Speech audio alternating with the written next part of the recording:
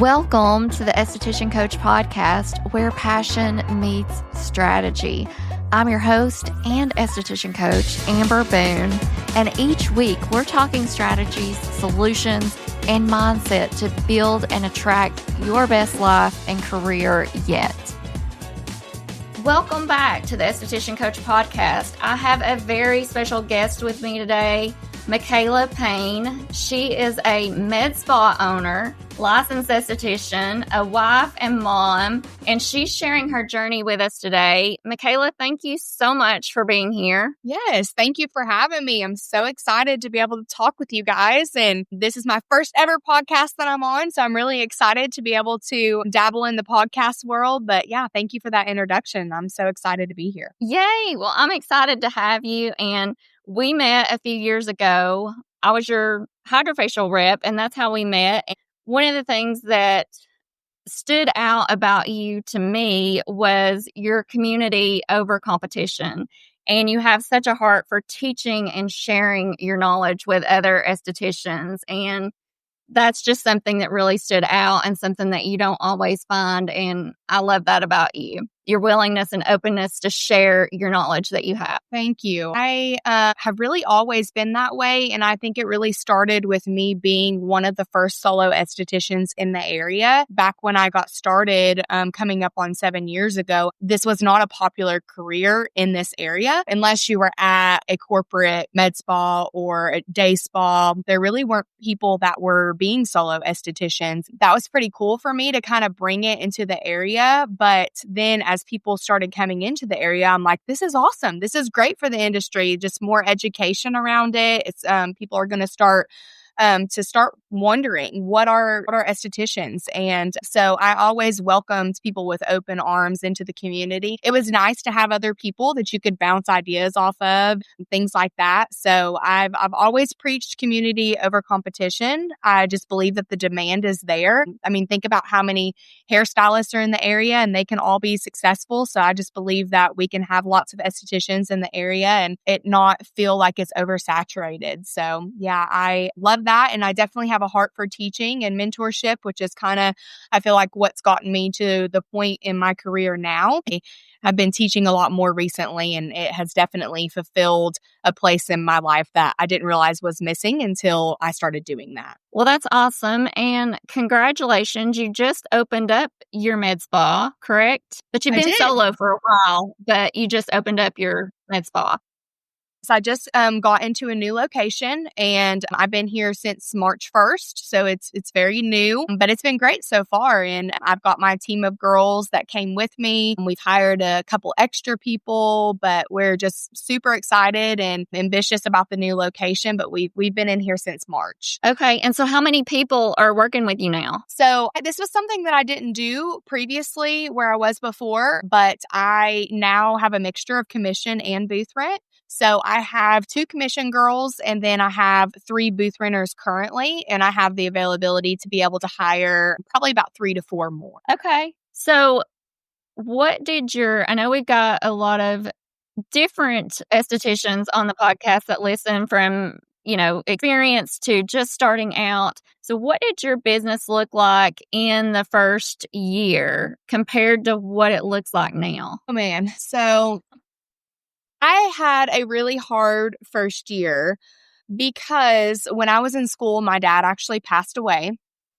And it was a freak accident. And I was also pregnant with my first child. I just remember thinking, like, I was in school, all that trauma happened. I was just thinking, what am I going to do next? So I have to shout out my girls that I was in school with because my class was absolutely amazing. And I don't know if I could have went back if it wasn't for such a positive group of girls. We truly had, you always hear in the aesthetics industry or, about how these classes are full of drama and everybody's fighting in school and they didn't have a good experience in beauty school. And that was definitely not the case with me. I had a great group of girls that were just so supportive. And so coming back to them definitely made a difference in me being able to finish out school and get started with my career with what I was going through at the time. I came back very quick, 2 weeks after my dad passed, and I probably would have came back sooner if it wasn't for staying staying home and being there for my mom. But I'm very much the type of person where I knew I had to get myself busy. I came back to school 2 weeks and ended up graduating in November. And then I did a little soft opening type thing just to kind of get my name out there and get people ready for me launching my business. But I was due with my son in January.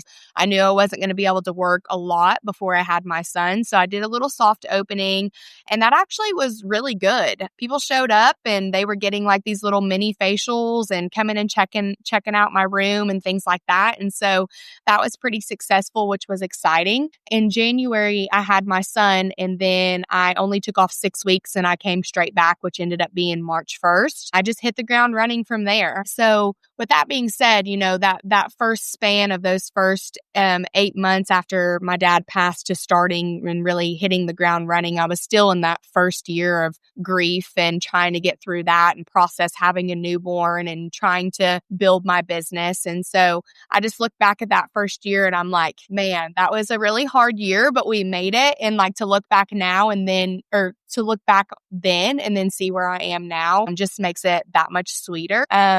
I really just made it my mission to stay busy and be successful. I knew that I loved what I was doing and I wasn't going to give that up because of something that happened to me. I don't think I've ever stopped since then, since March 1st of that year. And I've just pushed myself more and more and more, but I'm thankful that I have, because now I'm able to have this location and start to do a little bit more of those things that I really love to do, like teaching and mentoring others and things like that. Yeah, and I've seen your new location and it is amazing. It's so gorgeous. Thank you. It was a labor of love for sure. Thinking back, and even now, what are some ways to recommend to others just starting out in the business to get new clients in the door? Because that's one of the questions I get the most. How do I get new clients? Do you have any sure-proof ways to bring new clients to you, or any advice that you want to offer on the subject? I just know what worked for me, and that was social media. Social media was a huge part of getting myself out there. I think when we sign up to be an esthetician, we think we're just going to be in the treatment room and treating people's skin and like making people feel good. And yeah, that is why we sign up to do what we do. But I don't think we really realize until we get out into the industry and start to build that clientele how much more you have to put into it. So there's so many other layers that we have to do. We have to be good marketers. We have to be good on social media. We have to be good with communication. We have to know how to run our business if we go solo. And some people get overwhelmed by all that, and that's okay. Maybe you're meant to be more of an employee than a business owner, but at the end of the day, you still have to be able to market yourself. And that's kind of been a learning curve for me, is that I feel like I do a good job marketing myself, but I've struggled with marketing my other girls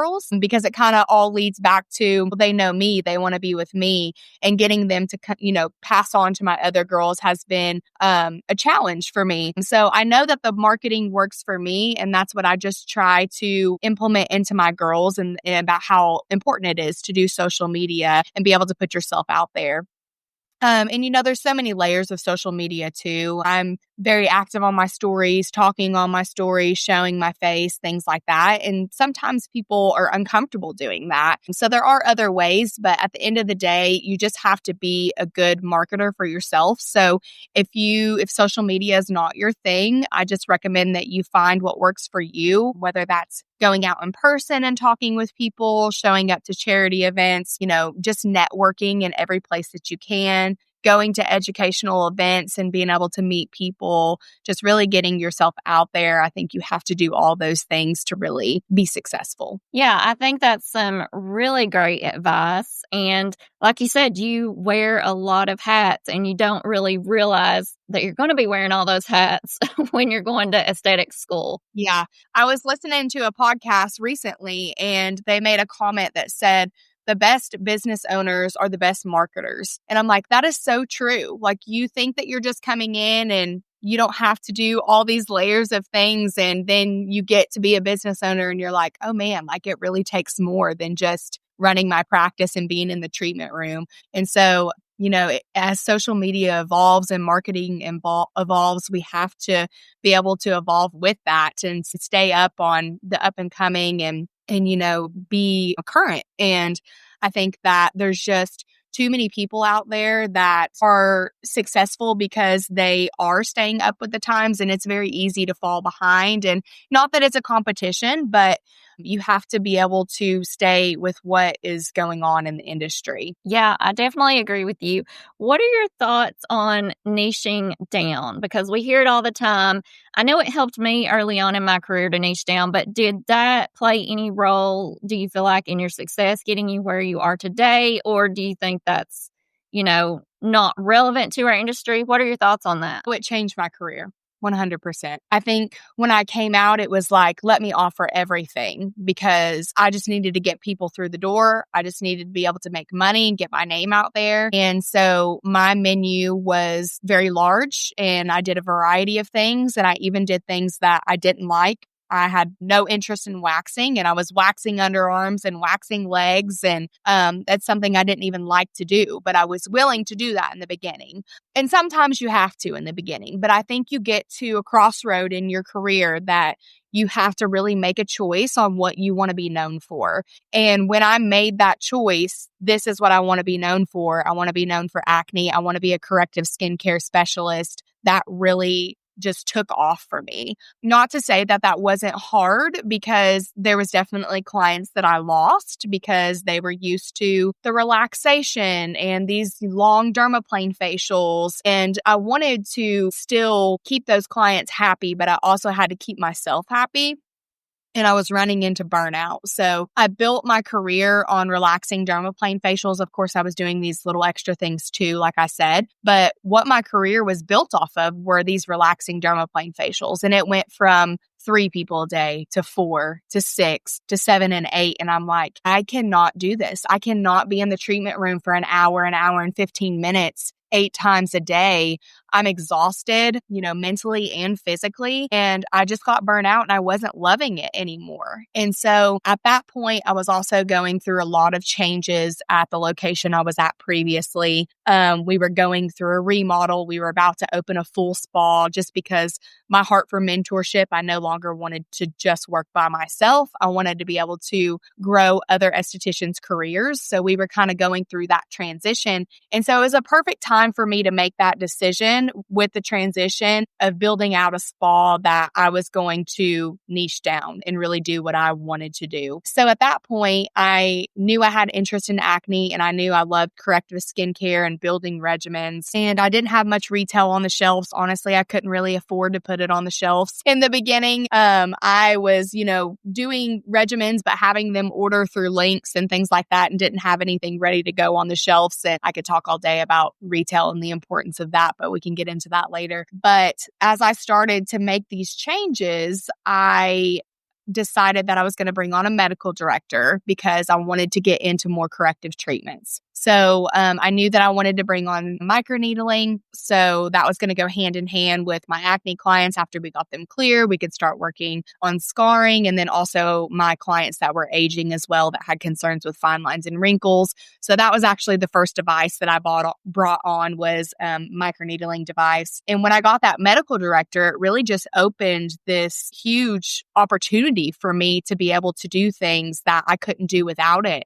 So I brought on higher grade chemical peels, really started specializing in everything from superficial chemical peels to medium depth chemical peels, and really started to see a shift in my clientele on the results that they were getting. So a lot of these dermaplane clients shifted into corrective clients. And it's almost like once they did, they're like, why were we ever doing that? Because they were actually seeing results at that point. Don't get me wrong. I think relaxation is very important. And I think that plays a big role in what we do in this industry. But there was a different type of joy that came from being able to get people these results and do that skin correction. And then, of course, acne. Clearing people with acne is life-changing. So I just started to feel so much more fulfilled with this new clientele that I was bringing in. And then people started seeking me for what I was known for. So people were seeking me out for acne, for skin correction, and things like that. And so it really just changed my career by choosing to do just these few things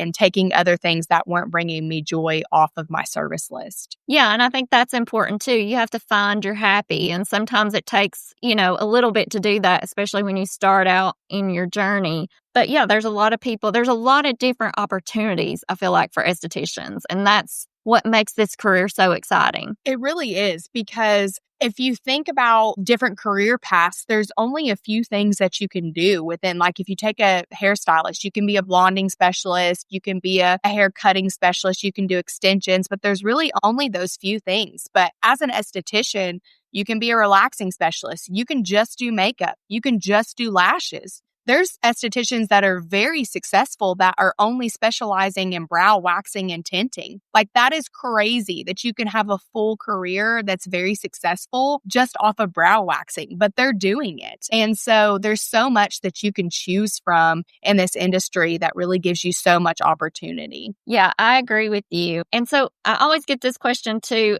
How hard was it for you to get a medical director? Can you share any insight on that? Well, I will say that it was easier for me because where I was previously, we were in a plaza.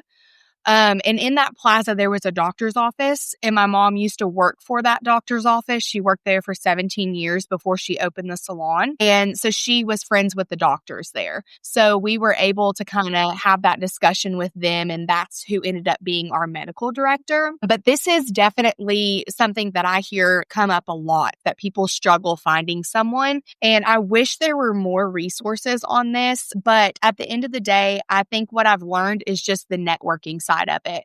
So I was just teaching at a aesthetics seminar a couple of weeks ago. I was one of the teachers, and I was talking about finding a medical director. And I looked over at one of my peers, and I just asked her, I said, she's an owner of a big med spa in Knoxville. And I said, do you have any advice for this? Because I feel like estheticians are struggling. And what I've found so far from talking with other estheticians is that they're just cold calling these people. They're finding these doctors in the area. They're finding their emails, and they're just emailing them or cold calling them and just hoping that they get something back and that they're willing to take this person on. But it's hard because if that person doesn't know you and know your business and your training and your scope of practice and things like that, they're like, I'm not going to take the time to put my license on the line for this person. So you really have to know someone. So this kind of just goes back to the networking. So when I looked over at my peer and I asked her, I'm like, would you have any advice on this? She was like, I'll be happy to provide any resources that y'all need. I can give you my medical directors, And she just starts rambling this stuff off. So that was huge for these people that were in this aesthetic seminar. So it just kind of goes back to networking and just really talking to other estheticians in the industry, especially in your area, making those connections, because there are people out there that are willing to help you and give you those resources. Okay. Yeah, that's great advice. Thank you. And yes, I know, hopefully as we go along too, it will be easier and more structured to find medical directors, and networking is so important in a lot of things that we do. What's a mistake that you made early on that maybe you can prevent for other estheticians starting out that taught you a lesson that you still carry with you today? I don't know necessarily early on, because I think I just look back and think that I just tried everything. I just was doing everything that I could think of. And if it didn't work, I definitely pivoted very quickly and like, okay, let me try this instead. So I can't think of anything that really sticks out to me early on in my career, but I do feel like I learned a lesson recently. And I actually just talked about this on my stories like a week ago.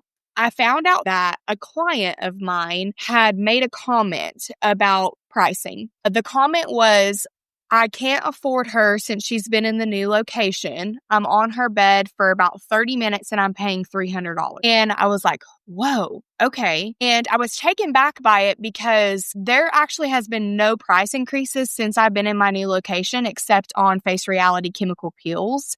And it was a $10 price increase on those, and they're nowhere near $300. So I was like, okay, it couldn't be that. So I was kind of racking my brain, like, where did I go wrong with this client that they didn't understand what they were paying and how long they were going to be with me to make them feel like that they got the best treatment that they could have got for their money. And I try to be really, really good and transparent in the treatment room with my clients because I never want anyone to get to check out and me ramble off a total and then be like, oh my gosh, I did not know it was going to be that. What did I get for that? And let me just preface this by saying I didn't hear this comment directly, so I don't know in what context this was, in what context it was given back to me as. So, there can be a lot of different things that were said. I think it's very important when you're in your treatment room that you're being transparent with that client and you're having good consults and you're talking to them about what you're doing. You're talking to them about what the cost is. You're really going into depth about what that treatment is, how long they're going to be on your table, things like that, so that clients understand.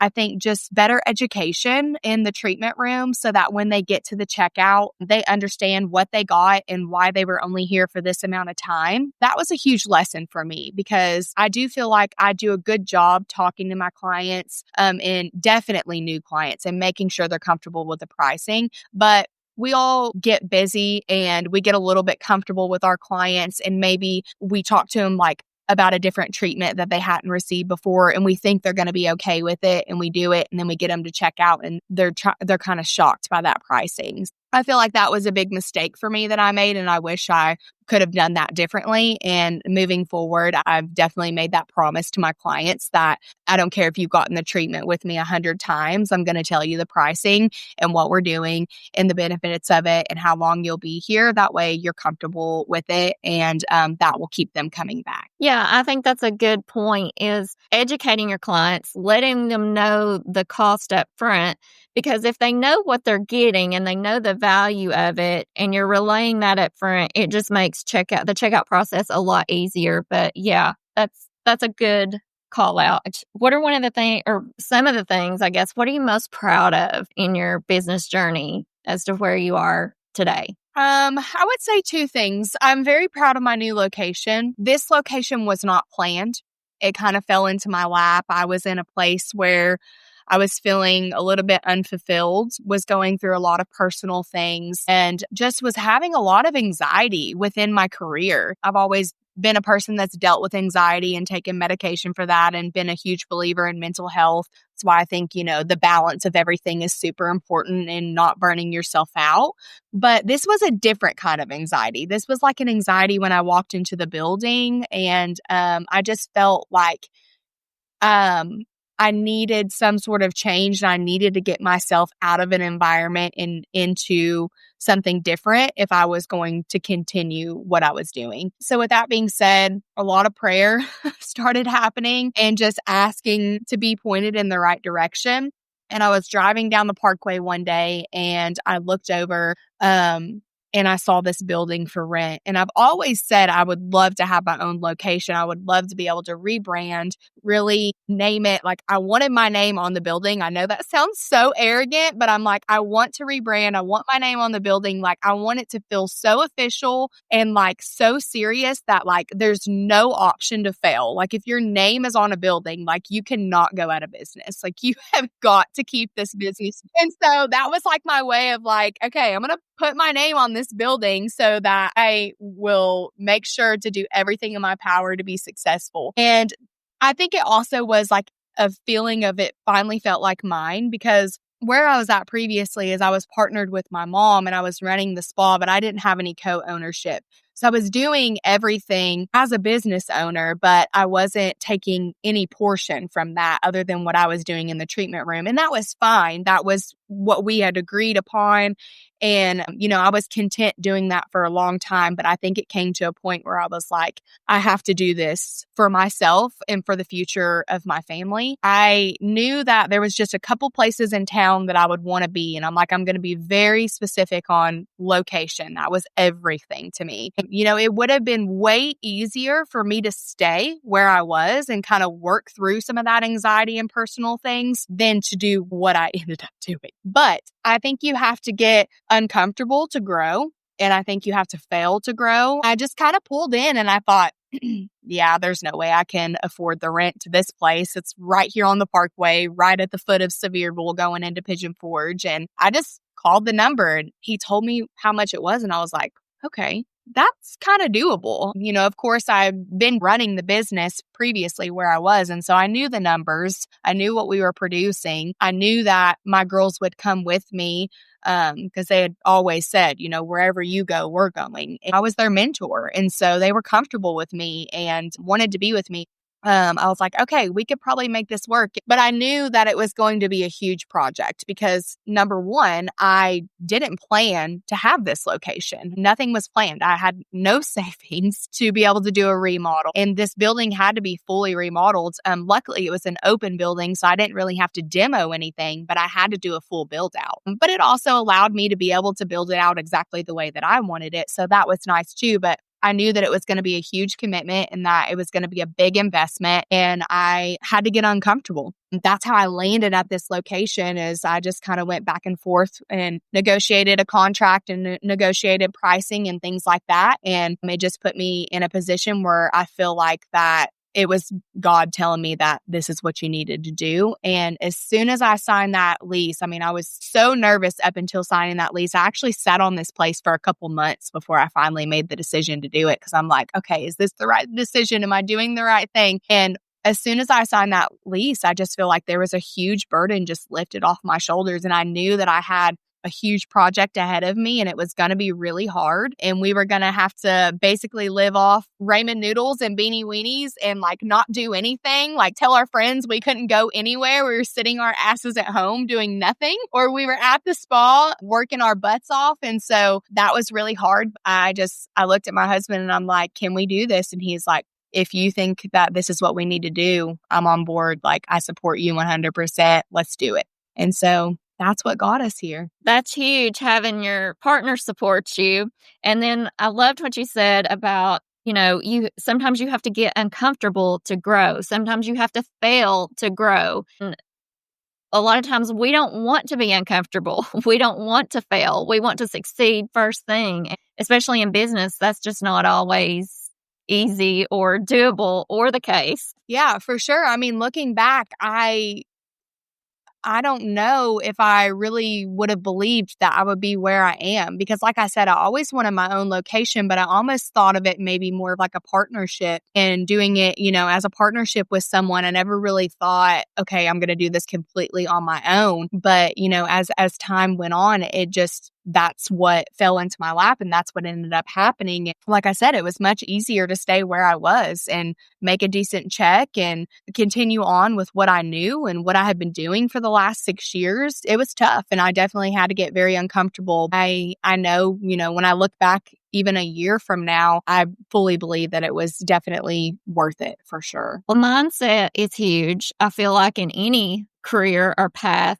So how do you avoid burnout and protect your energy as a provider, as an esthetician, and as a business owner? I've just kind of learned that if I don't love it, I'm not doing it. I've always been this way. I've always been a person that I'm like, I'm all in or I'm all out. And I could never really find something that I really loved. But when I did find something that I loved, I was fully committed. I knew that about my personality. So I knew when I was choosing a career, I was going to have to choose something that I was all in or I wasn't going to stick with it. So I actually went to school for music after I graduated high school. I moved to Nashville and I went to Belmont University. I was a commercial music major, a voice major. Like, I wanted to be a country music artist. Like, I was so serious about it. And like, it sounds crazy to think about that was like what my first career was. I can see you doing. Yeah. I was into it. My dad was a singer and entertainer for 10 years at Dollywood. So that's actually what brought us to this area. And he did music in Nashville and all that. So we were raised a music family and that's what I wanted to do. And so I moved to Nashville. I lived in Nashville for like 3 years. And then I came home and married my best friend. So my husband, we were best friends for 7 years. And seriously, we were best friends. That was it. And he'll tell you that he was always in love with me, but I was like not having any part of it. And then since I was only in Nashville 3 hours away, I came home a lot on the weekends. I was very close to my family. And so a lot of times instead of staying in Nashville, I would just come home on the weekends and spend time with my family. And so my husband and I, we started hanging out a lot more, and like things started to shift. I think I had been through, some bad relationships and things like that. And I had always said, I'm like, why can't I just have feelings for Peyton Payne? Like, he would be the best husband, the best boyfriend. Like,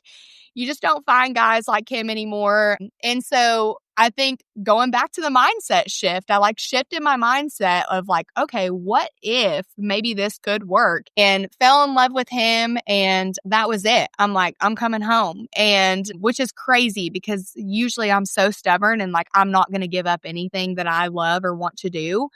But I gave it up. I gave Nashville up. I came home, which I'm so thankful for now, because less than 2 years is what I have left to spend with my dad. So I definitely believe everything happens for a reason. If I think I would have had a lot of regret if I would have still been in Nashville when my dad passed away. So, shifted that mindset, came home, dated him for 7 months, got engaged, got married 7 months later, got pregnant 7 months later. So everything happened very fast. But going back to just the mindset, when I came back home, I'm like, what am I going to do? Because music was my only love. I really couldn't think of anything else that really sparked my interest in having a career in. I was serving tables. I obviously didn't want to continue to do that long term, but I was doing that to make money. And I was actually seeing an esthetician she was at my mom's salon. There was a little room in the back, which is actually where I ended up starting. And I had been seeing her. My mom had us seeing an esthetician since I was like 16 years old. So skincare was always a big thing for my mom. And me and my brother were seeing her. And, I was home from Nashville. I was dating Peyton. And she said to me, she goes, Michaela, she said, she was going through a divorce and she just wanted more insurance benefits, things like that for her boys. And she had a teaching degree already, but hadn't ever used it. Went straight to aesthetic school and became an esthetician. And she was leaving and she was going back into teaching so that she could offer that for her family. And she said, Michaela, she was like, why don't you just go to aesthetic school? She said, I'm going to have to leave. You could have this room here at your mom's place. My clients have to go somewhere, which, I know we talked about gaining clients in the beginning. She ended up doing aesthetics on the side part-time. So she ended up keeping her clients, which was totally fine. But it gave me the push to be like, you know what? I've always liked to pop pimples and, I've always taken care of my skin. And I was like, okay, it's only 750 hours. This is, simple to get my license in 6 months. And I knew I didn't want to go back to school. From my time at Belmont, I was like, school is not for me. So that's actually how I got into aesthetics. I was just talking about, how you avoided burnout and protected your energy, in the treatment room as a business owner. Yes. So with all that being said, I knew that I had to get into something that I was going to fully be in. So once I started aesthetics, I loved it and I was fully in. So I really just embodied that whole career. But going into the burnout is I never got burnout until I was pushing myself to my limits with the dermaplane facials. So loved dermaplane facials in the beginning, but when I was pushing myself into having too many clients on my book for that day, I was just fully exhausting myself. And so I think with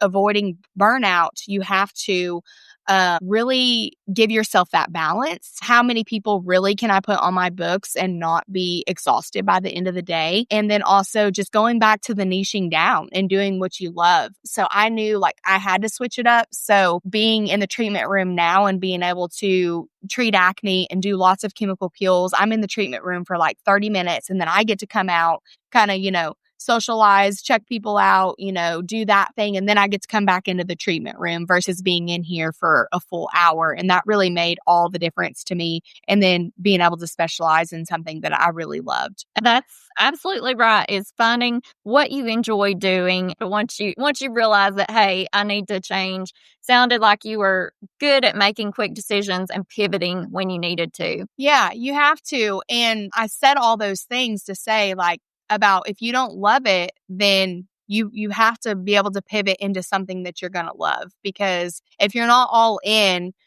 then it's just not going to happen. People are going to be able to read that, whether that's on social media because you're not showing up, or whether they come into the treatment room and they just don't feel like you're there. People are going to be able to read if you love what you're doing or not. And I have clients tell me that all the time. They're like, we really can tell that you just really love what you do. And I do. Like, I probably take it to the extreme, and I definitely don't know how to turn it off, and I need to work on the balance, which leads back to the burnout.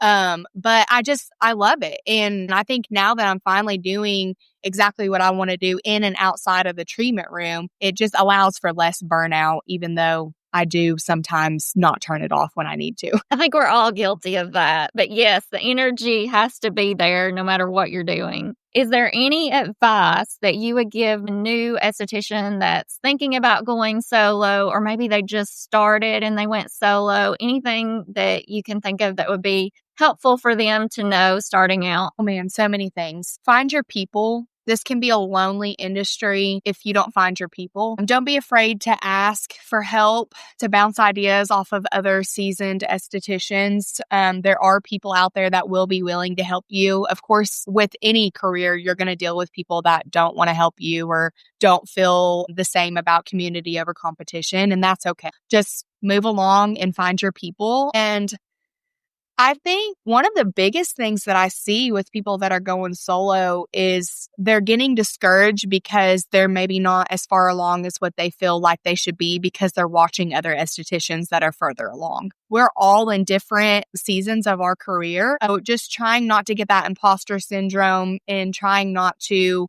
compare yourself to everybody else. And we all have a different journey. It's going to happen sooner for some people. And that doesn't mean that you aren't good enough. So I think just trying to really just stay in your lane and focus on your career and not compare yourself. Also, I see a lot of estheticians that come out that just they don't really know who they are, and that's okay. Sometimes it takes a minute to really embody who you fully are and who you want to be and what you want to be known for. But a lot of people are trying to carbon copy other people's success. And I don't mean that in a negative way. And I don't think people are trying to do it in a like, oh, let me copy this person.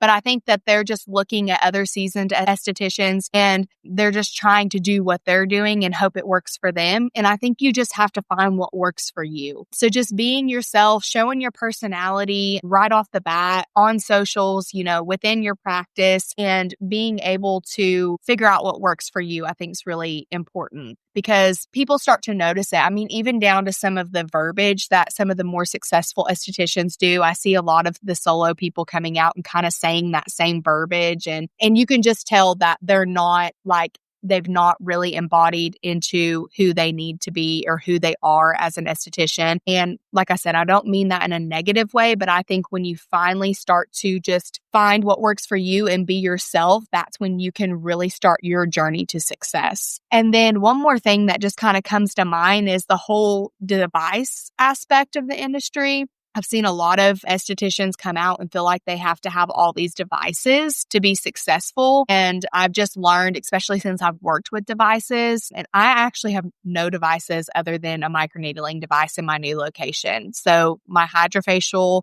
my glacial, everything stayed at the old location that I was at and stayed within that spa. You can still be successful without devices. I would say don't feel like you have to come out of school and immediately put yourself in that kind of debt. Don't let that be your mindset for success because you can do so much with your hands and so much with a small back bar.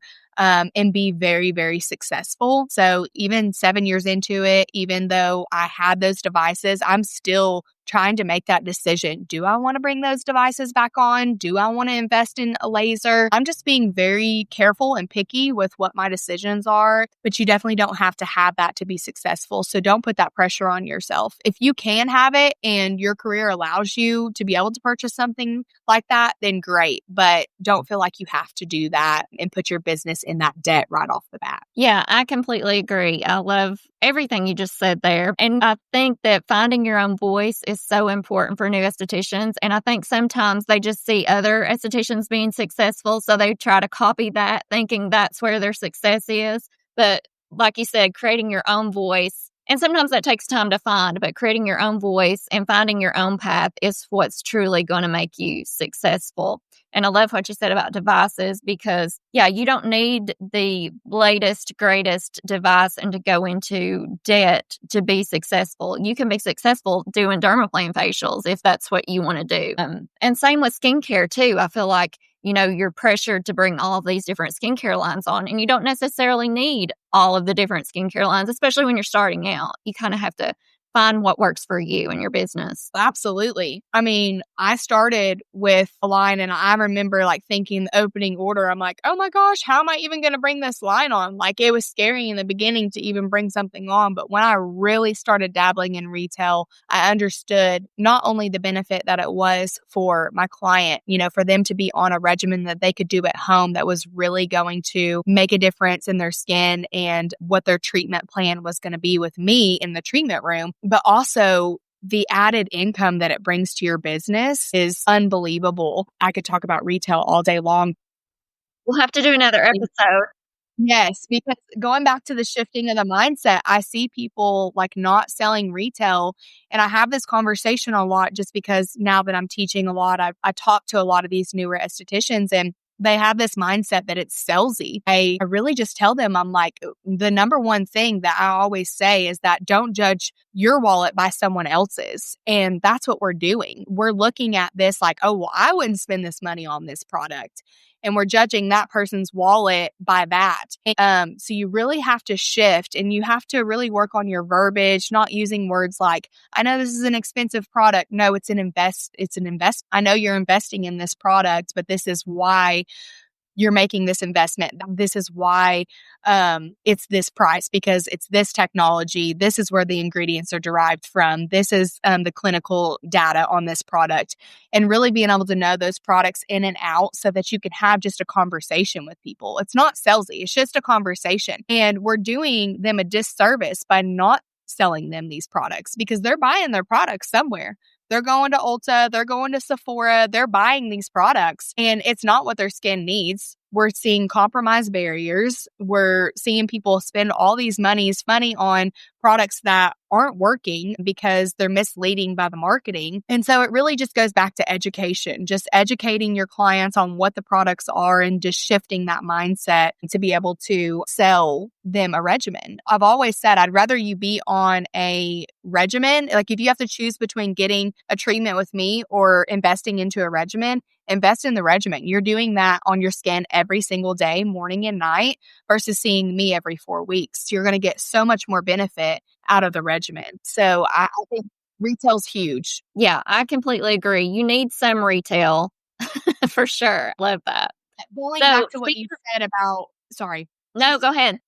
Finishing that thought on what you were saying about the pressure of having so many different retail lines on your shelf, you really have to find what works with your clientele. There's a line right now that I would love to have. I'm a full believer in the line, but I'm like, does that price range fit? And this is a totally different thing by judging my client's wallet. I'm not judging the wallet. I'm just thinking, is this a price range of a client of a product that fits with my clientele base? Do I have enough people that can benefit from this product and invest in this product? So it's I would love to bring that line on, but I'm still kind of on the edge of, because I'm right in the middle, kind of toggling on MedSpa just because I don't have injectables yet and I don't have a laser yet. But I named my business MedSpa because that is 100% the direction that we're going to go into. We're definitely going to have injectables, wellness, and lasers, and that will be coming. So I went ahead and branded my business as that.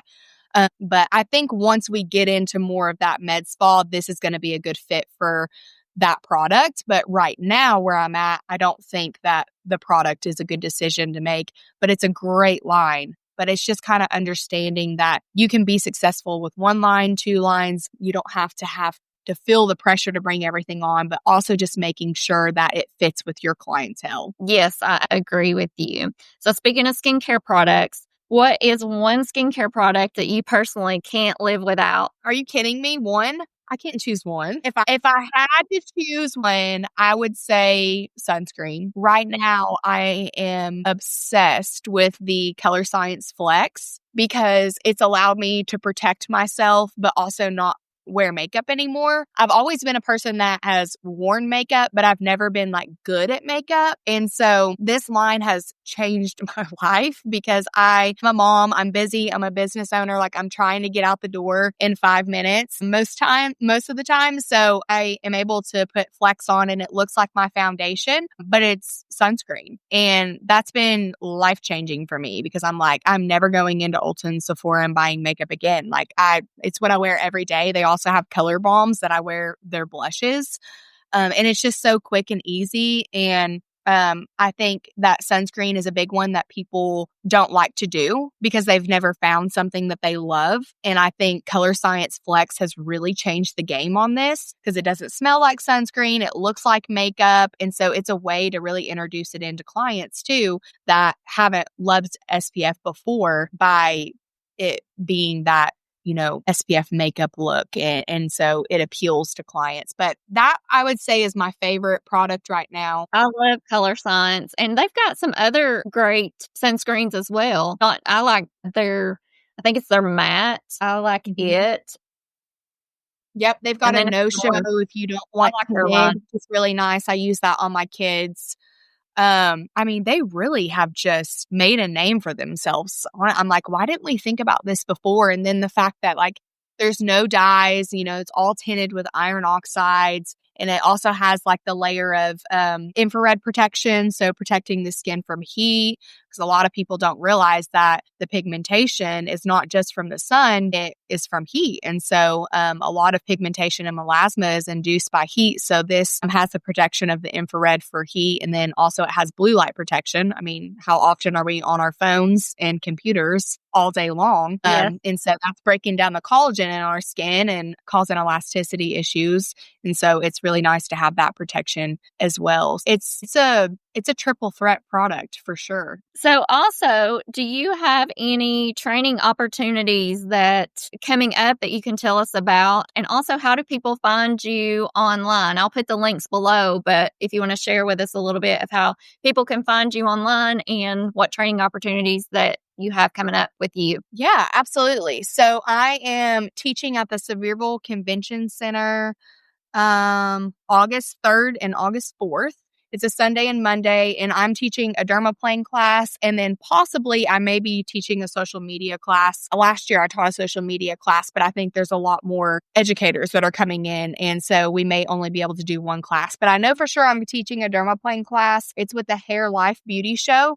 They just started this beauty show last year, so they have really done a great job on providing that education in the area. And so it's just a little small trade show that they're hoping to grow each year. I taught at an aesthetics seminar a couple weeks ago. We plan to keep that going every year as well. And then I'm hoping to be able to host something in my new location too. I've always wanted to have my own class and workbook. I get a lot of people asking about social media. And I think that that's just a huge topic that people struggle with because they don't really know how to navigate it.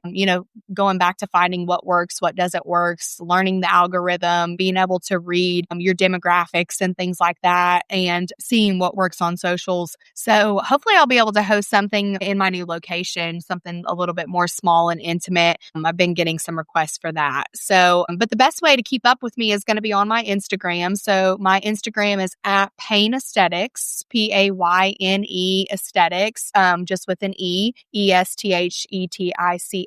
And then that's my main Instagram that I use and where I post most of my content. And then I also have a full spa page where all my girls can post on that. And that one's at Michaela Payne Aesthetics. But yeah, so that's a great place to keep up with me. I post a lot of content on there, educational content, but also to see, what I'm doing in my professional life and a little bit of my personal life and share a lot of things on there. So I think that's a great place to be if you need some extra advice. And my DMs are always open. Be happy to help anybody, no matter where you're at in your career. So please reach out and let me know and connect with me. And whether you're in this area or not in this area, actually some of my best friends in the industry are like out in Utah and Arizona. And it's like so fun when we finally get to come together at trade shows and see each other and things like that. But I've definitely learned so much from those girls that I've made connections with that aren't even in the same state as me. Well, Michaela, thank you so much for taking the time out of your busy schedule to talk with us today. I have really enjoyed our conversation, and I will put links to all of the things that you mentioned down below so that it's easy access for people to go and find you. And I just appreciate you being here. Thank you. Yes, I appreciate you. Thank you so much for thinking of me, for having me. And I have loved this experience, and maybe we can do another episode soon. Absolutely.